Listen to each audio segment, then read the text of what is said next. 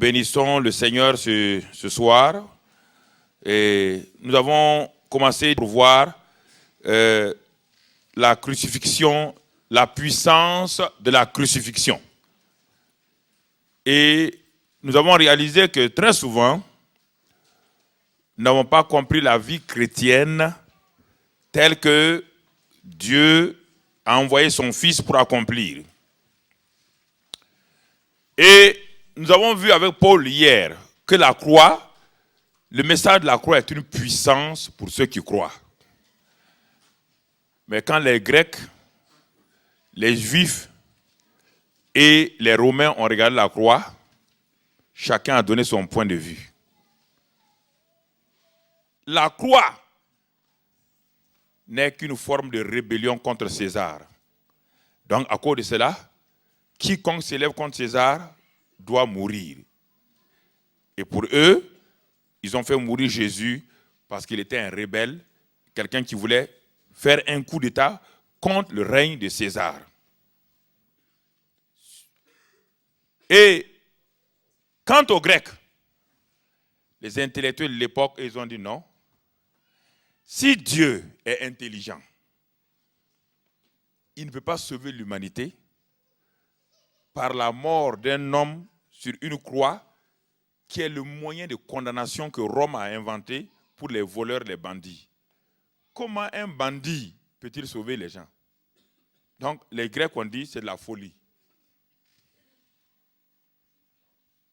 Maintenant nous arrivons aux Juifs. Les Juifs ont regardé, ils ont dit mais cet homme-là, c'est un scandale. Le Messie que nous attendons est un Messie qui est venu pour instaurer le royaume. Mais pas pour finir lamentablement comme lui là. C'est un scandale. La question se pose pour nous qui sommes là. Quand nous regardons la croix, que discernons-nous exactement? Tout ce qui était autour de la croix représente l'humanité entière. Donc on a vu les religieux, on a vu les intellectuels, on a vu les politiciens qui ont tout rejeté la croix. Descendons dans la foule maintenant. La foule représentait chaque élément de la société. Il y avait les magistrats qui se sont moqués. Les militaires se sont moqués. La foule, les femmes, elles ont commencé à se lamenter. Parce que pour elles, elles ne comprenaient pas qu'est-ce que voulait dire la croix. Elles se lamentaient. Jésus a dit, ne vous lamentez pas sur moi, lamentez-vous sur vous-même. Alors, quand on regarde attentivement, personne n'a compris exactement ce qui s'est passé. Et quant aux disciples, pour eux, c'était la défaite de leur maître. C'était la défaite de leur maître. C'est pourquoi ils se sont tous enfuis. Ils l'ont laissé. La question se pose pour vous et moi maintenant. Qu'est-ce que la croix? Qu'avons-nous vu dans la croix? Qu'avons-nous discerné dans la croix? Qu'avons-nous discerné? Si nous n'avons pas discerné ce que Dieu veut que nous discernions, alors nous allons être toujours des chrétiens, comme un parmi ceux de ce groupe-là, et nous allons nous poser beaucoup de questions sur la réalité de la croix du Calvaire. La croix du Calvaire est une réalité. La croix du Calvaire représente la mort de Christ, mais aussi la mort de notre vieil homme. Notre vieil homme qui est dominé par Satan, le péché, qui est dominé par la maladie, la malédiction. Dieu a résolu le problème du vieil homme à la croix du Calvaire. Mais si ce vieil homme, on ne parle pas de notre corps physique, notre nature pécheresse. Cette nature pécheresse, tant qu'elle ne passe pas par la croix, elle ne peut pas comprendre la résurrection. Il n'y a pas de mot résurrection sans mot mort. Et la question se pose pour nous qui sommes ici. À quel moment avons-nous vécu la mort de Christ comme notre propre mort? Puisque tous les disciples qui étaient avec Jésus n'avaient pas compris. Il a fallu plus tard, 30 années plus tard, qu'un homme qui était un ennemi de la croix, un ennemi de Jésus, vienne et ait la révélation de ce qu'est la croix exactement. Pourtant, il n'a jamais vu la croix. Il n'a pas vu la croix de Jésus, je veux dire. Il sait que les Romains, il était un citoyen romain par adoption. Il savait que la croix était un lieu de condamnation. Cet homme s'appelle Saul de Tarse, qui est devenu Paul. Et dans la révélation que Saul de Tarse a eue, dans la révélation que Paul a eue, il dit la croix, c'est une puissance. Une puissance de libération de l'homme, du pouvoir du péché, du pouvoir de Satan, de la mort et de tout. Ça, c'est la croix. Mais il a découvert autre chose, que la croix, ce n'est pas simplement la mort de Jésus pour nos péchés, comme nous le proclamons dans nos églises. Il est allé plus loin, il a découvert que la croix, c'est la mort de Jésus, effectivement, comme l'agneau de Dieu qui ôte nos péchés, c'est en même temps la mort de tous les pécheurs. Nous sommes identifiés à Christ dans sa mort, pour être identifiés à lui dans son ensevelissement et sa résurrection. Alors c'est pourquoi Paul, il est étonné. Nous avons vu ce matin, je résume ce qu'on a vu hier et ce matin. Ce matin, Paul s'adresse à une église qu'on appelle l'église de Corinthe. Une église qui avait tous les dons spirituels. Une église qui semblait être une église spirituelle apparemment. Apparemment, elle était spirituelle, elle avait les dons, elle avait tout. Mais quand Paul a gratté un peu pour voir la réalité de leur christianisme, il s'est aperçu qu'ils n'ont jamais compris qu'est-ce que la croix. Alors il dit, mais je ne comprends pas. Vous avez les dons spirituels au milieu de vous. Vous vous vantez parce que vous avez des grands miracles. Vous vous vantez d'avoir connu Paul, Céphas, Apollos. Vous vous vantez des grands hommes de Dieu qui ont visité votre église. Mais quand je regarde votre église, ça ne va pas. Regardez les divisions qui sont là. Quelqu'un qui a expérimenté la croix, dit Paul, ne connaît pas la division. Quelqu'un qui a expérimenté la croix ne peut pas vivre comme il vit. Il dit à tel point que même les païens disent que votre église, eux-mêmes, ils ne fréquenteraient pas votre église parce qu'il y a tellement d'impudicité dans votre église que même les païens n'osent pas le faire, à tel point que quelqu'un a pris la femme de son propre père. Il dit, mais donc si vous avez connu la croix, si vous avez expérimenté la croix, vous n'en serez pas ici. Et Paul était tourmenté. Il dit qu'il a des douleurs de l'enfantement. Parce qu'il réalise que la croix n'a pas été comprise. C'est pourquoi ce même Paul, plus tard, il dit, mais la croix, si vous l'avez comprise, moi je n'étais pas là. Lorsque Jésus-Christ a fait la dernière scène, à la dernière Pâque de sa vie sur terre, il a pris le pain, il a pris la coupe. Et devant vous, il a dit, ceci est mon corps, ceci est mon sang versé pour vous. Faites chaque fois ceci en mémoire de moi. C'est-à-dire, rappelez-vous, ce qui va se passer à la croix là, c'est ce que je suis en train de vous expliquer. Et c'est pourquoi Paul, qui n'était pas là-bas, plus tard dit, dans son épître, 1 Corinthiens 11, dit ceci, il dit, frère, la nuit où Jésus a été livré, voilà ce que le Seigneur m'a révélé. Moi, je n'étais pas là-bas, voilà ce que j'ai vu. Il utilise les mêmes termes que Marc et Luc. Il dit, mais le Seigneur, quand il a été livré, il a pris le pain, il a pris la coupe. Et voilà ce qu'il dit, quelle est l'importance de cette coupe-là. C'était sa mort pour vous révéler qu'il a livré son corps et son sang. Ce sont les deux choses importantes lorsque nous regardons à la croix du Calvaire. Il dit, mais je ne comprends pas. Vous ne savez pas que chaque fois que vous réunissez pour prendre la Sainte Seine, le monde entier vous regarde, c'est-à-dire le monde spirituel vous regarde.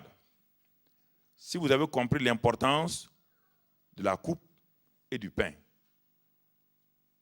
Et Paul de nous annoncer que cela est en réalité ce que nous devons faire en mémoire de ce que Christ a fait donc à la croix du Calvaire. Et Paul dit, à cause de cela, de l'ignorance que vous avez en vous sur la Sainte Seine, beaucoup d'entre vous sont devenus infirmes. Il y a beaucoup de malades parmi vous. Et beaucoup même sont morts. Alors la question se pose maintenant, si la Sainte Seine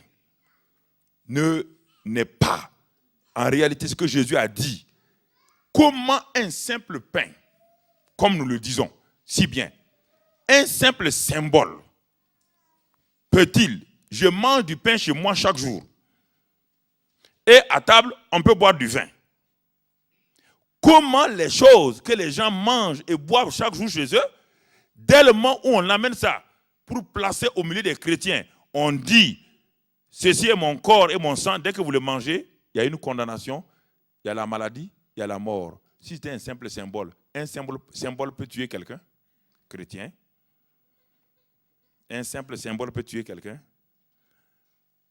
Mais pourquoi Jacques a dit dans son épître, les premiers chrétiens disaient, s'il y a quelqu'un de malade parmi vous, qu'il appelle les anciens, que les anciens prient pour lui, et il sera guéri.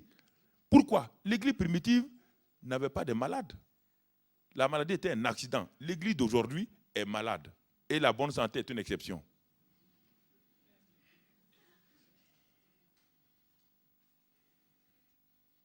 La bonne santé est une exception. Pourquoi? Parce que nous ne sommes pas assis pour voir la réalité de la croix. La croix, c'est la mort du vieil homme. Paul écrit aux Romains. Vous voyez bien, il a écrit aux Corinthiens, il a écrit plus tard il a écrit aux Galates, mais quand il écrit aux Romains, il dit ceci. Il dit que nous avons été identifiés à Christ dans sa mort et dans sa résurrection, mais la croix, c'est la crucifixion de notre vieil homme, afin que le corps du péché soit réduit à l'impuissance et que nous ne soyons plus esclaves du péché, car celui qui est mort, celui qui a vu la croix et qui a vu sa propre mort avec Christ, il est libre du péché, le péché ne peut plus le dominer. Alors que beaucoup aujourd'hui, le péché les domine. Alors quelle est cette contradiction là, frère?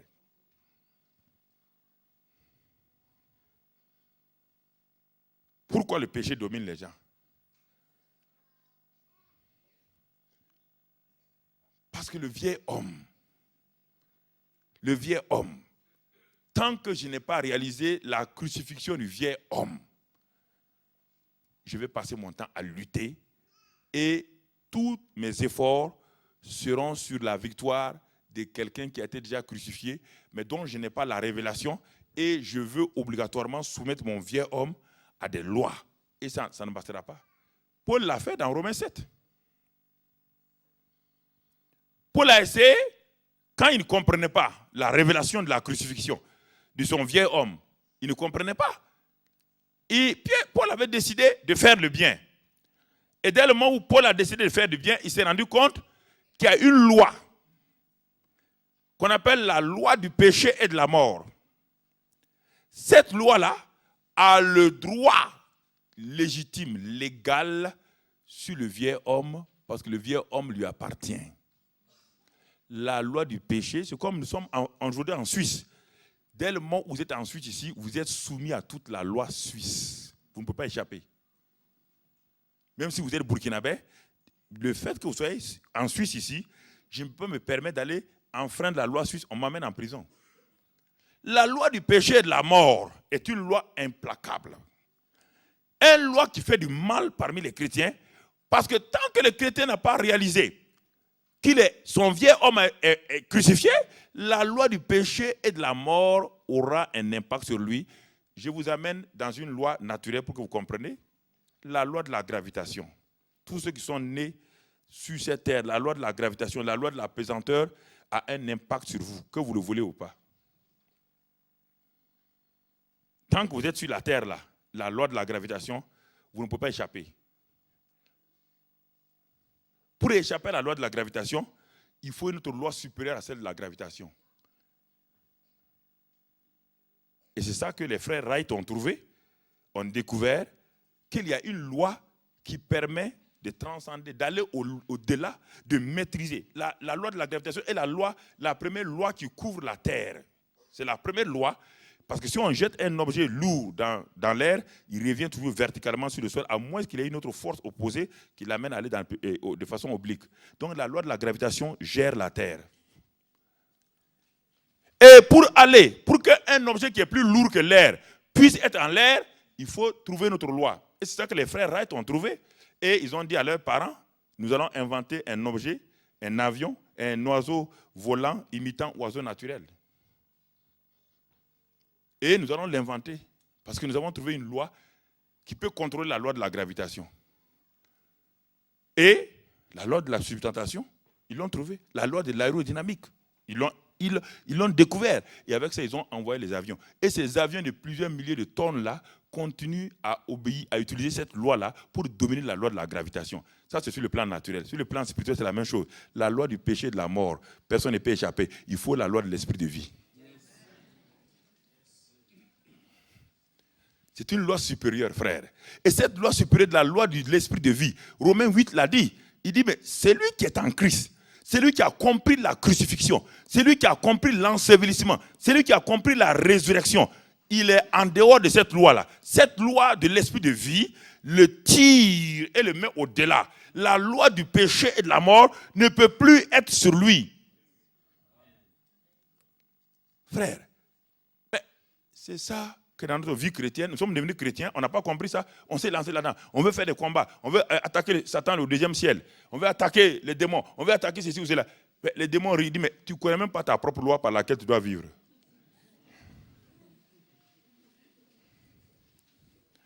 Alors, bien-aimés frères et sœurs, c'est ce que nous avons découvert. Et le même Paul est venu à notre secours. Quand il a écrit aux Galates, il a trouvé que les Galates, ils avaient les mêmes problèmes que les Corinthiens et les mêmes problèmes que les Romains. Les Galates avaient bien commencé par l'esprit, ils ont continué par la chair. Alors il a dit une chose, il dit, mais Galates, je ne comprends pas pourquoi vous faites comme cela. Il y a quelque chose que vous n'avez pas compris. Pour vivre la vie chrétienne, il faut d'abord savoir que nous avons été crucifiés. C'est pourquoi il dit, j'ai été crucifié avec Christ. Cette phrase que les chrétiens citent n'est pas une phrase, n'est pas un slogan publicitaire. Non, c'est une déclaration d'une réalité. J'ai été. Paul dit, j'ai été crucifié avec Christ. Mais pourtant, Paul est venu 30 ans plus tard, lorsque Christ avait été déjà crucifié. Comment un homme qui n'a jamais rencontré Christ, comment un homme qui n'a jamais vu la crucifixion peut-il déclarer? Ce n'est pas Pierre qui a déclaré, j'ai été crucifié avec Christ. Pierre ne comprenait pas la crucifixion. Pierre a regardé la crucifixion, il a vu une défaite. Il a fui. Mais Paul, 30 ans plus tard, il découvre que la mort de Christ à la croix n'était pas simplement la mort de Christ pour prendre nos péchés. Il y a l'autre aspect de la croix. La croix a deux faces. La face que tout le monde voit, c'est le pardon des péchés. Et la face cachée de la mort de votre vieil homme. La croix a deux faces. La face que tous les chrétiens connaissent, Jésus a pris nos péchés. Gloire à Dieu. Mais 6 mois plus tard, tu te rends compte qu'il a pardonné tes péchés. Mais ton vieil homme continue à produire le péché. Parce qu'il n'a pas compris. Surtout le face de la croix. C'est ça que Paul a compris. J'ai été crucifié avec Christ. Et il dit, si je vis maintenant là, je n'ai pas changé. Ma taille n'a pas changé. Mon visage n'a pas changé. Mais ce qui a changé, c'est mon homme intérieur. Ce n'est plus moi qui vis, c'est Christ qui vit en moi. Vous comprenez maintenant? Pourquoi Paul dit, je puis tout par Christ. Vous comprenez pourquoi? Les gens croient que Paul était un misogyne, croyaient qu'il était un gars bizarre. Non! Ceux qui n'ont pas la révélation croyaient que Paul était un gars, un stoïcien. Il dit oui, dans les problèmes, dans les douleurs, j'ai résisté. Non, Paul a découvert une chose. C'est pourquoi il dit qui nous séparera de l'amour de Christ.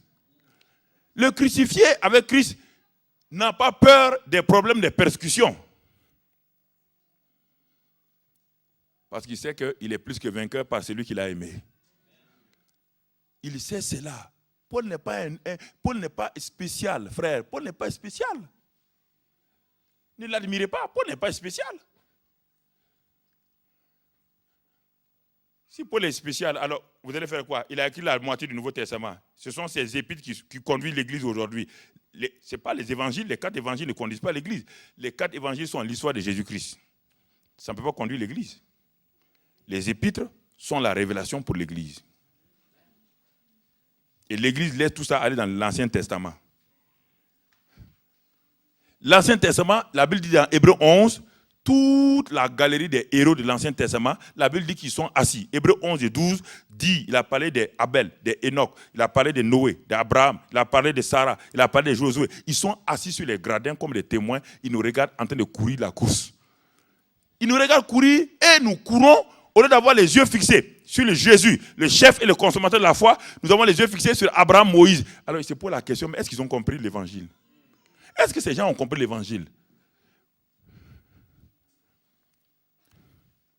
Mais il dit, mais on ne comprend pas. On est venu voir des coureurs de Christ.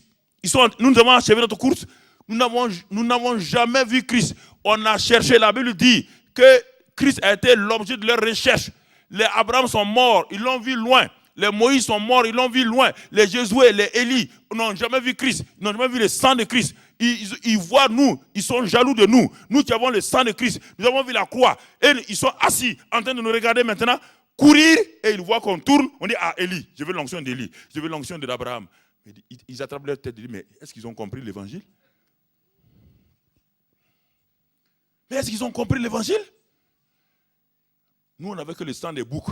Le sang des boucs et des taureaux ne pouvait pas nous purifier. Le sang des boucs et des taureaux ne pouvait pas purifier notre conscience. Vous avez un sang supérieur qui purifie votre conscience des œuvres mortes pour que vous serviez le Dieu vivant. Vous laissez ce sang glorieux. Ce sang a vaincu Satan. Ce sang a détruit les œuvres de Satan à la croix de Calvaire. Ce sang est votre moyen. Vous laissez et vous vous tournez vers nous, adorateurs, utilisateurs de sang de boucs et de taureaux.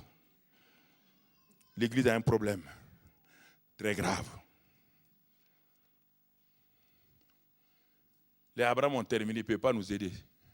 Simplement leur exemple nous sert à voir les défauts d'Abraham, les défauts de Moïse, les défauts de David pour corriger. Mais ils n'ont jamais connu Christ. La Bible dit qu'il a été l'objet de leur recherche. Ils sont tous morts, ils l'ont vu loin. Et nous sommes en plein. C'est pourquoi l'auteur de l'Épître aux Hébreux dit « Courez la course, ayant les yeux fixés sur le chef et le consommateur de la foi, Christ, qui lui-même a couru, et il a couru dans la souffrance, dans la douleur, et il a eu la couronne. » Bien-aimés frères et sœurs, prenons au sérieux. La croix, c'était la mort. Il n'y a pas de vie à la croix. À la croix, c'est la défaite de Satan. On a vu Colossiens 2,15. Satan a été dépouillé.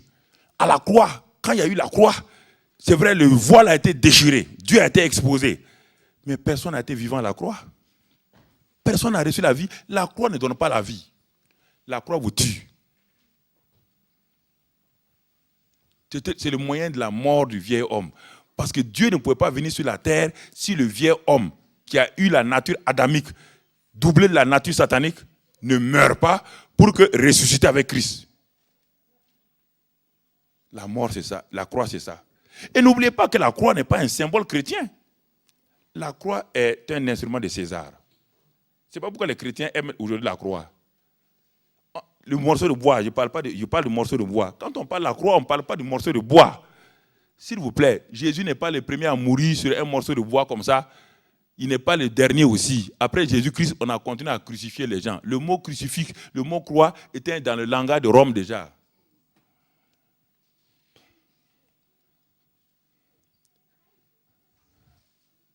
Est-ce que nous allons comprendre ça? La croix n'est pas un symbole chrétien, c'est un symbole de César. C'est le symbole de la domination de César sur les voleurs, les brigands et tout ce qui se rebelle contre son autorité. C'est simplement ça. C'est pourquoi on dit que Christ est mort d'une mort ignominieuse. C'est pourquoi la Bible dit dans Ésaïe 53, comme on a vu hier, il dit qui a cru? Qui a cru à ce qui nous est annoncé? Qui a reconnu le bras de l'Éternel? Qui a reconnu que Dieu même a accepté, il a plu à Dieu de frapper son propre fils par la mort la plus terrible que le monde ait jamais vue. Mais si on ne croit pas ça, comment on peut être libéré? C'est pourquoi nous avons un salut très, très, très artificiel. Le vieil homme n'est pas mort. Il n'a pas été enseveli. Et alors, il ne peut pas ressusciter. On ne peut pas améliorer le vieil homme, s'il vous plaît. On ne peut pas l'améliorer. Il a dépassé le cadre d'une amélioration. Le vieil homme, la seule chose, c'est la crucifixion, son ensevelissement, et ensuite la résurrection du nouvel homme avec Christ. C'est pourquoi les efforts que vous faites sont des bons efforts, mais regardez comment vous êtes frustrés. Car le vieil homme est contrôlé par Galates 5, verset 19, les œuvres de la chair. Prenez la liste des œuvres de la chair et commencez à les combattre. Vous allez voir, toute votre vie, vous n'arrivez même pas à vaincre 3 éléments des œuvres de la chair. Quand vous voulez combattre la colère, quand vous pensez avoir contrôlé la colère, vous allez voir l'impatience sortir de l'autre côté. Après avoir maîtrisé l'impatience, vous allez voir autre chose, les pensées impures sortir de l'autre côté. Dans Galates 5, 19, vous allez voir les œuvres de la chair. Parce que la chair, c'est le vieux homme, on ne peut pas l'améliorer. On ne peut pas le maîtriser. Le seul moyen, c'est la mort. C'est la mort, jeune homme. C'est la mort. Alors, si nous comprenons cela, nous allons nous asseoir et nous allons commencer à vérifier les réalités de la parole de Dieu. Nous allons commencer quand nous allons lire la Bible, nous allons commencer mais c'est Dieu qui me parle. Dieu me parle. Dieu me parle à travers la Bible. Quand je l'ouvre, je sais ce que... Alors, c'est pourquoi nous devons, bien-aimés frères et sœurs, aller de l'avant. Satan a été dépouillé par la croix du Calvaire et Jésus-Christ, par sa mort, nous a libérés donc du pouvoir. Bien-aimés frères, dans Acte 2, ceux qui ont leur Bible, Acte 2, lorsque Christ est mort, parce que après la mort de Christ à la croix, il y a un deuxième événement, son ensevelissement. Quand Christ a été enseveli, ça veut dire quoi exactement? Puisque chaque être humain a combien de parties? 3 parties, non? L'esprit, l'âme et le corps. Regardons bien, comprenons là aussi encore un autre élément avant d'avancer. Christ, alors, acte 2, et au verset 23, acte 2, verset 23, nous dit ceci. C'est Pierre qui prêche le jour de la Pentecôte. Le message de Pierre est clair. Il dit, cet homme, il parle de Jésus, livré selon le dessein arrêté et selon la prescience de Dieu. Vous l'avez crucifié. Vous l'avez fait mourir par la main des impies. Dieu l'a ressuscité. En le délivrant des liens de la mort, parce qu'il n'était pas possible qu'il fût retenu par elle. Il a délivré des liens de la mort. Car David dit de lui, je voyais constamment le Seigneur devant moi, parce qu'il est à ma droite, afin que je ne sois point ébranlé. Aussi mon cœur dans la joie, et ma langue dans l'allégresse, et même ma chair reposera avec espérance. Car tu n'abandonneras pas mon âme dans le séjour des morts. Ok, on va aller doucement. Quand Christ est mort, on dit ici, tu n'abandonneras pas quoi? Mon âme. On parle de l'âme ici seulement. Mais son corps était où? Son corps était où? Son corps était placé où? Dans le tombeau de qui? Joseph d'Arimathée. Ok. Donc vous êtes sûr de ça? Son corps est où? Dans le tombeau. Vous êtes sûr de ça? Son esprit est allé où? Hein? Hein? C'est sûr. Vaut mieux lire ça pour être sûr. Luc 23, verset 46. Voilà ce que la Bible dit. Jésus s'écria d'une voix forte, « Père, je remets mon esprit entre tes mains. » Donc, son corps était dans le tombeau de Joseph d'Arimathée. Son esprit n'est pas dans les mains de qui? Du Père. Et nous venons de lire que son âme est dans le séjour des morts. De même que nous avons fait beaucoup d'erreurs avec la croix, nous voyons que la souffrance physique de Jésus, n'était pas différente de celle des deux voleurs. Frère, il faut arrêter, c'est terrible. Les chrétiens sont très sentimentalistes. C'est pourquoi ils ont vu le film sur la passion de Christ. Les gens ont pleuré, mais c'était bizarre. Pourtant, ce n'est pas Christ là. Vous pleurez sur quoi? Ce n'est pas Christ qui est là. Je ramène ça, je répète ça pour que vous compreniez.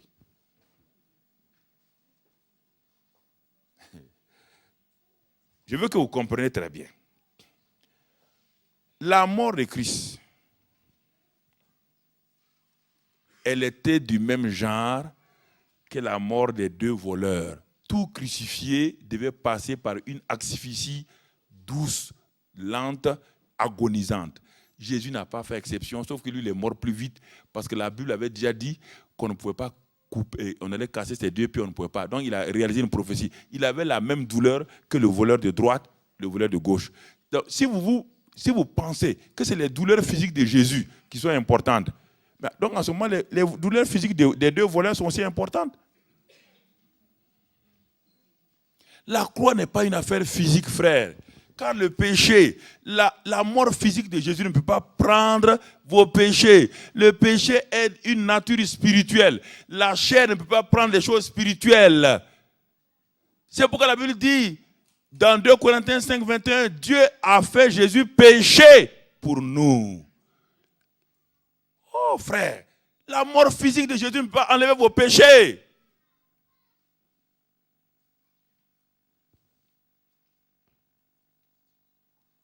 Le sentimentalisme dans le christianisme s'est développé. Oh, Jésus, il est mort, il a souffert pour moi. Non, ça ne change rien. C'est pas ça, ça ne peut pas vous sauver. Jésus dit, tout est quoi? Qu'est-ce qu'il a accompli? Il ne parle pas de sa mort physique. Le programme de Dieu pour lequel il est venu est accompli. Il en est de même encore pour la mort physique et la mort de Jésus. Là, le corps physique de Jésus était dans un tombeau. Le Père a repris, parce que l'esprit vient de qui? L'âme qui pêche doit faire aller où? Jésus est devenu péché, son âme va aller au paradis. Alors quand il a dit aux voleurs, aujourd'hui on se trouve au paradis là, vous croyez qu'il est parti là-bas? Jésus est parti là-bas? On vous dit qu'il a remis son esprit où? Hein? Son corps était où? Son âme est allée où? Pourquoi son âme est allée là-bas?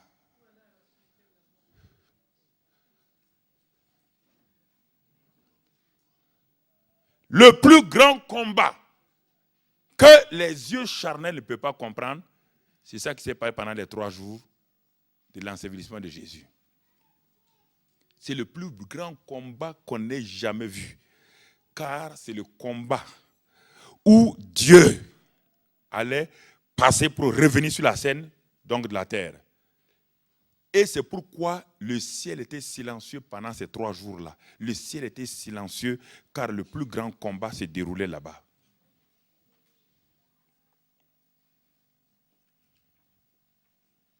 Mais quand on dit que nous avons été ensevelis, dans Romains 6, nous avons été ensevelis avec Christ. Tu as été enseveli quel jour? Tu es assis ici, non? Mais pourtant, on dit que nous avons été ensevelis. Est-ce qu'on parle de notre corps physique? Non. Parce que si vous ne comprenez pas la Bible, vous allez confondre la résurrection de Lazare, la résurrection du fils de la veuve de Naïn avec la résurrection. Ça n'a rien à voir. Lazare est revenu à la vie, ce n'est pas une résurrection. Quand on parle du mot résurrection, c'est plus que le corps physique. Hein? La résurrection de Lazare, si je peux m'exprimer en français, n'a aucune relation à voir avec la résurrection de Jésus-Christ. Lazare est ressuscité physiquement, simplement. Le fils de la veuve Naïn, physiquement. La fille de Jairus, physiquement. Mais leur résurrection n'avait aucun impact spirituel, ni sur Satan, ni sur le monde, rien. Mais la résurrection de Christ, c'est important. Pourquoi c'est important de comprendre qu'est-ce qu'il est allé faire dans le séjour des morts là? Qu'est-ce que son âme est partie faire là-bas? Qu'est-ce que son âme faisait là-bas? Pierre, le jour de la Pentecôte, sans Bible, il a cité les passages de David qu'il a donnés. Le Saint-Esprit est venu sur lui et maintenant, Pierre a commencé à comprendre certaines choses. Regardons ce qu'il est parti faire. Ouvrons dans Apocalypse. On va voir le résultat de ce qu'il a fait là-bas. Apocalypse 2, qui veut simplement dire révélation. C'est un mot grec qui veut dire révélation simplement, pas autre chose. N'écoutez pas les journalistes en disant que c'est apocalyptique. Et quand les chrétiens disent Apocalypse, c'est simplement révélation, ce n'est pas négatif. C'est un mot simplement qui veut dire révélation. Simple révélation de Christ. Et dans l'Apocalypse, il y a le passé, il y a le présent et le futur là-dedans. C'est ça que les gens ne savent pas. Il y a des choses qui sont déjà passées, qui sont dans l'Apocalypse. Il y a des choses à venir, il y a des choses qui étaient présentes. Alors quand vous lisez l'Apocalypse, il faut faire attention. Il y a des choses qui sont déjà passées. Par exemple, Apocalypse 12. Il dit que Satan a été chassé. Il y a eu une guerre au ciel. C'est pas plus tard. Satan n'est plus au ciel. Beaucoup de gens disent, Satan n'est plus au ciel. Là. Il y a longtemps, Satan a été chassé du ciel. Donc, Apocalypse parle d'un événement qui est déjà passé il y a longtemps. Au moment où Lucifer descendait, c'est ça. Satan ne peut plus monter au ciel. Satan montait au ciel à cause du sang des boucs et des taureaux. Depuis que le sang de Christ est versé, la porte du ciel est fermée à Satan.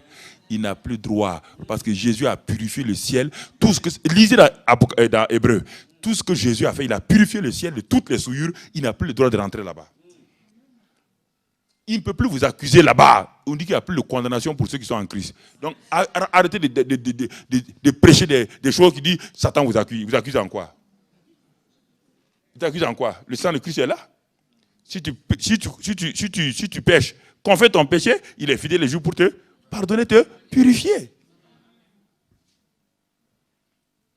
Vous prenez des choses qui sont dans...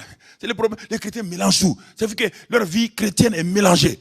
Il y a de l'Ancien Testament, il y a le Nouveau Testament, il y a le Pré-Testament, il y a le Néo-Testament, il y a tout dans leur vie. Il y a tout dans leur vie, on ne comprend pas. Même pour chercher, vous allez prendre le livre apocryphe maintenant. Même dans le livre apocryphe, là, il y a une vérité dans l'évangile de Nicodème. Là-bas, il est dit que lorsque Satan a dit de se préparer quand Jésus mourait à la croix, Satan a dit à ses démons, c'est lui qui tenait l'enfer, de se préparer, car il y a un gros morceau qui va venir en enfer.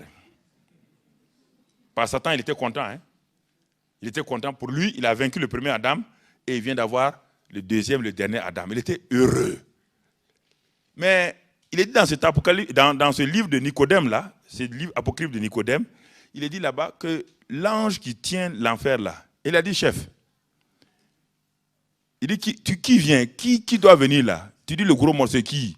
Il dit, c'est Jésus de Nazareth. Ah, l'ange a dit à Satan, il dit, mais chef, quand Lazare est venu ici, quand on a attrapé Lazare, tu n'as pas entendu la voix de Jésus quand il a dit, Lazare sort, l'enfer a lâché Lazare?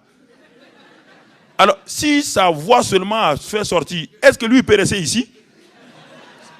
Ah, Satan a dit, quitte là, ouais. Mais non, mais le démon avait raison. Si on n'a pas pu arrêter Lazare qui était un pécheur, si on n'a pas pu garder la fille de Naïn, le fils, si Jésus a parlé simplement, il a touché le cercueil du fils de la veuve de Naïn, il n'a même pas parlé, il a dit, jeune homme, lève-toi, on va à la maison. Est-ce que tu as pu l'arrêter? Tu as pu arrêter le fils de la veuve? Satan dit non. Tu as pu arrêter Lazare? Quand Jésus a dit, Lazare, sors, on va le dîner, tu as pu l'arrêter? Il dit, alors, si tu n'as pas pu arrêter Lazare, et celui qui est la vie, tu peux l'arrêter? Je suis sûr qu'il est venu, il vient en mission en enfer. Il est en train d'arriver en mission, hein. Chef, fais attention, hein. Il est en train de venir. Tu sais, le type là, on le connaît maintenant. Il est en train de venir en mission en enfer. Et regarde la mission. La mission est conclue ici, acte 2, Apocalypse 2. Lis la mission et il a fini. Jésus l'a dit. Oh, moi, j'aime la Bible. Oh, j'aime la Bible. C'est ma nourriture. Quelle est ta nourriture? La parole de Dieu est ma nourriture. La parole. Qui est ton consolateur? Le Saint-Esprit est mon consolateur. Le Saint. C'est ça. Quelle est ta nourriture? Quelle est ta nourriture? C'est popcorn? Ah, c'est bouillabaisse marseillaise? Non, ami. Quelle est ta nourriture? C'est important que nous comprenions. Donc, Apocalypse 2 nous dit ceci, frère. Et au verset 17, regardez comment Jésus parle avec assurance. Regardez comment il révèle à Jean. Quand je le vis, Jean dit, quand je le vis, j'ai tombé à ses pieds comme mort. Il posa sur moi sa main droite en disant, ne crains point. Je suis le premier et le dernier et le vivant. J'étais mort et voici, je suis vivant au siècle des siècles. Je tiens les clés de la mort et du séjour des... Alors, où est-ce qu'il a eu la clé du séjour des morts? C'est au paradis? La clé du séjour des morts était au paradis? Hein? Où est-ce que son âme est partie? Apocalypse 1, ok. Mais vous devez connaître, même si je me trompe, vous ne vous trompez pas, frère. Voilà. C'est ça. C'est ça. Écoutez. Où est-ce que David dit, mon âme ne restera pas où? Au séjour des morts. Et Jésus dit ici, je tiens désormais les clés de la mort et du séjour des morts. Où est-ce qu'il a eu la clé? Les clés étaient entre les mains de qui? De quelqu'un d'autre. Il a pris cette clé-là. On est en train d'aller vers la résurrection tout doucement. Alors, quand vous regardez tout cela, pourquoi vous avez peur de la mort? Qui a les clés de la mort aujourd'hui? Qui a les clés du séjour de la mort? Alors, pourquoi vous avez peur de la mort?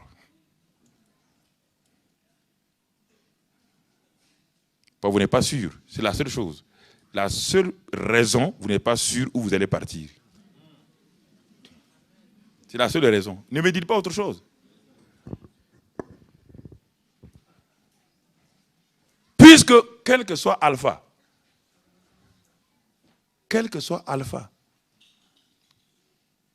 vous allez mourir. Oui ou non? Quel que soit alpha, je vais mourir. Alors, pourquoi ne pas regarder la parole de Dieu et me donner une assurance pour affronter la mort? Est-ce que c'est en ayant peur que je ne vais pas mourir? Je ne sais pas.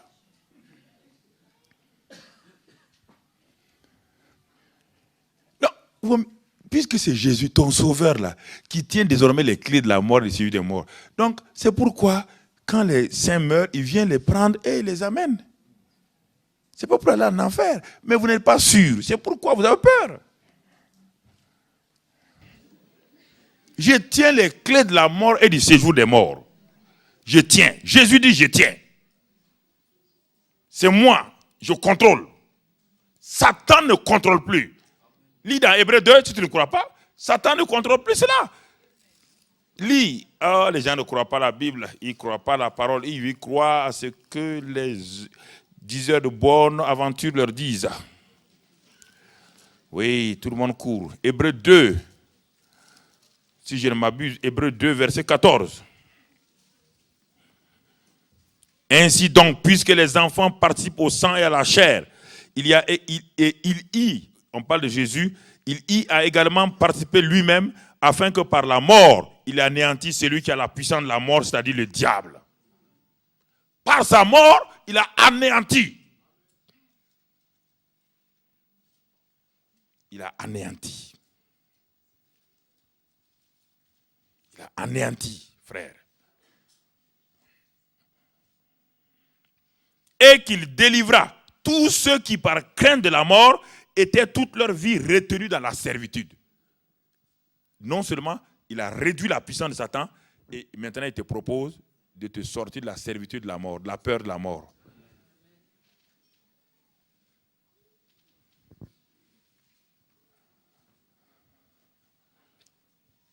Je crois que si nous comprenons ces choses-là, nous allons remplir notre vie sur terre dans la joie. Puis je sais que tôt ou tard, je dois mourir. Donc, je fais tout pour accomplir ce que je fais sur la... Je ne me préoccupe pas de la mort. Je ne me préoccupe pas de la mort, parce que c'est le chemin obligé.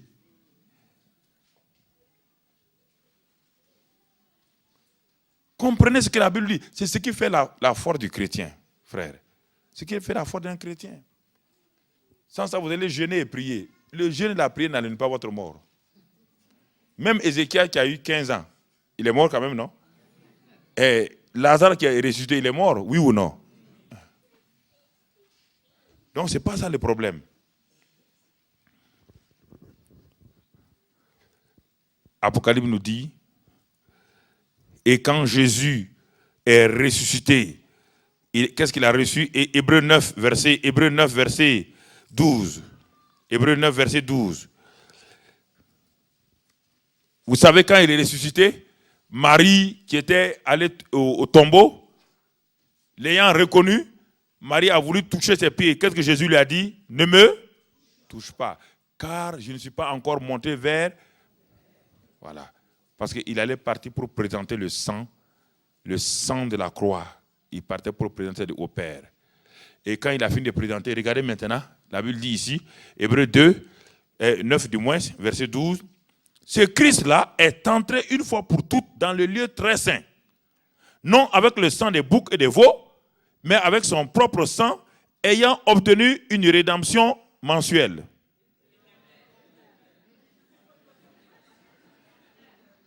Ah bon?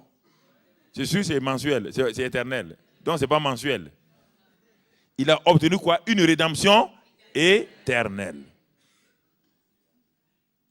Alors, c'est lui qui nous a sauvés. Le voilà. Il a obtenu une rédemption éternelle. Tout est dans sa main. Il contrôle tout. Alors, chrétiens, commençons à croire à ce que la Bible dit. C'est pourquoi Dieu dit depuis hier, qui a cru à ce qui nous était annoncé, qui a reconnu le bras de l'Éternel. C'est la suite comme ça. Qui a cru? Qui a cru? Qui a cru?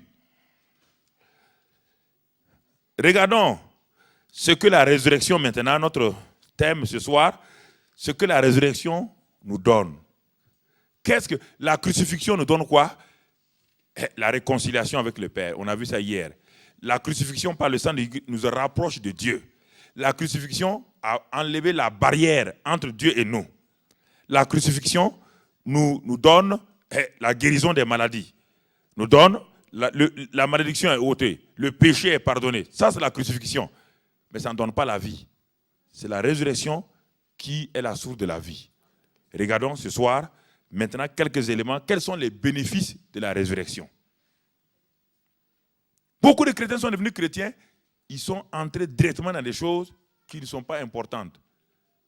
On leur a dit, bon, il faut travailler, il faut gagner des âmes.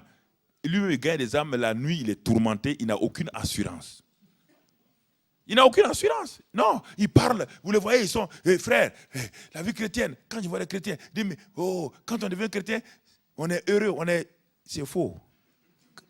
Et regarde-le, en quoi il est heureux. C'est un langage rénotypé. Beaucoup de chrétiens, quand ils regardent, on est heureux. Il dit, tu es heureux, tu es sûr, ma soeur, tu es heureux. Une fois, j'étais à San Diego, aux États-Unis, je devais prêcher.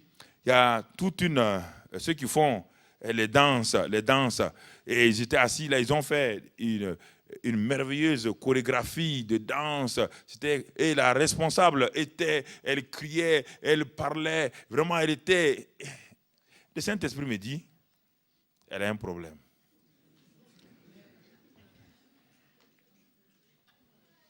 Quand j'ai prêché, elle était assise à ma gauche. Quand je prêchais, la parole de Dieu a commencé à la transpercer. Quand j'ai fini, elle était en sanglots. Mais j'ai dit, ma soeur, vous avez dit devant tout le monde, tout à l'heure, vous êtes heureux. C'est le bonheur, la vie chrétienne. Elle me dit, pasteur, ma maison c'est un enfer. Il dit, Dieu me l'a dit déjà. Je suis déjà au courant. Je suis déjà au courant. Il dit, mais alors ma fille? Il dit, mais non, on est obligé. Il dit, tu n'es pas obligé. Découvre la réalité de la vie chrétienne, simplement. Pourquoi tu vas jouer au théâtre? Tu n'es pas un acteur. Les chrétiens ne sont pas des acteurs. Pourquoi vous voulez jouer le rôle de quelqu'un d'autre? La vie chrétienne n'est pas, c'est pas un film, ni du théâtre. C'est une réalité. J'étais à Lyon, un savant atomique, sa femme est convertie, un savant atomique a dit, bon, viens, on va l'écouter. Un Burkinabé, il dit, ah, il dit, un Burkinabé qui vient de Burkina, il dit, moi, je suis savant atomiste.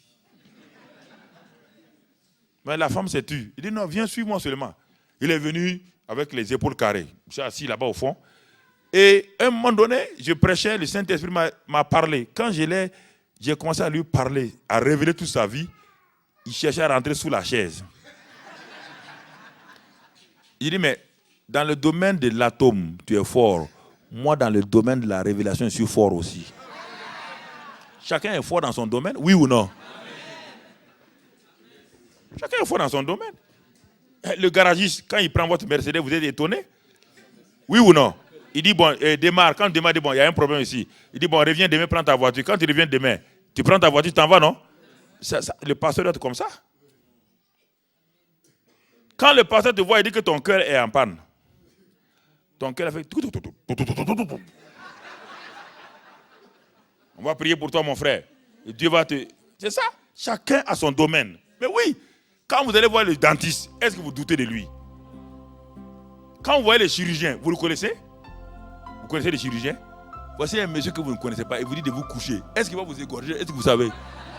Mais alors, vous avez confiance au chirurgien que vous ne connaissez pas. Vous n'êtes pas sûr s'il ne va pas vous égorger. Jésus vous dit que lui, il est fort. Vous dites non, non, non, Jésus. Ayez confiance en lui.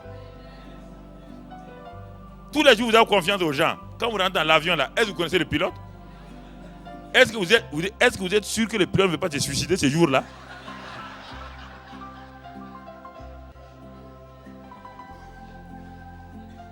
Mais pourtant, vous rentrez dans l'avion, non? Oui ou non? Ayez confiance aussi en Jésus comme ça. Soyez relax. Ayez confiance en lui comme ça. Je ne sais pas. Moi, je suis comme ça. Je suis un bon enfant. Je crois.